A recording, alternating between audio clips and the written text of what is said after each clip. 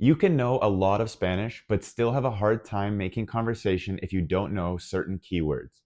Hi everyone and welcome to Magic Spanish. Today I'm going to cover 5 words that many beginners don't learn but are essential for speaking Spanish. The first word is pero, which means but. This one might sound obvious, but a lot of people gloss over it and don't give it the focus that it needs. And if you think about how much you use the word but in English, then it makes sense why it would be important in Spanish. Let's go over some examples. Quiero ir, pero estoy cansado. So I want to go, but I am tired.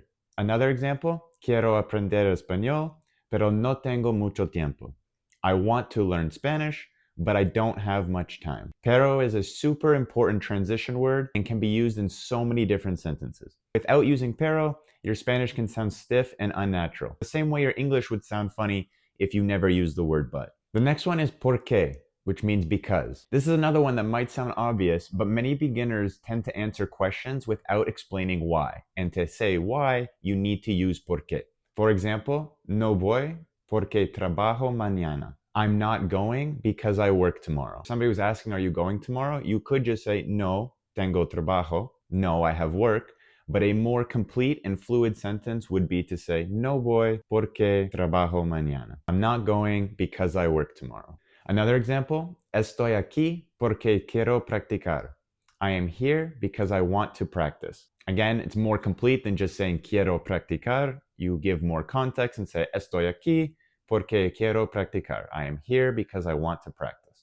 The next word is entonces, which means so or then. Natives love this word, and you'll hear entonces all the time in Spanish speaking. For example, no tienes tiempo, entonces hablamos mañana. You don't have time, so we'll talk tomorrow. Or a similar example, estás ocupado, entonces hablamos después. You are busy, so we'll talk later. Entonces is a very helpful transition word that instantly makes your Spanish flow better. The next word is todavía, which means still or yet. This word is extremely common, but many beginners miss this one.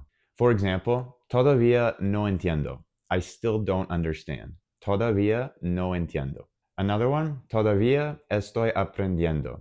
I'm still learning. One more example, todavía no estoy ahí. I'm not there yet. Todavía no estoy ahí. If you want to sound natural, todavía is a very important word.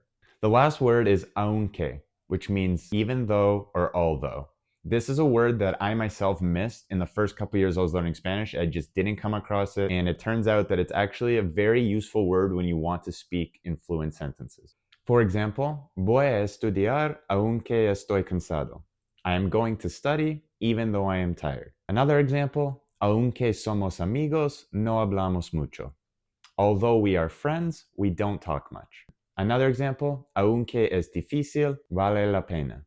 Although it's difficult, it's worth it.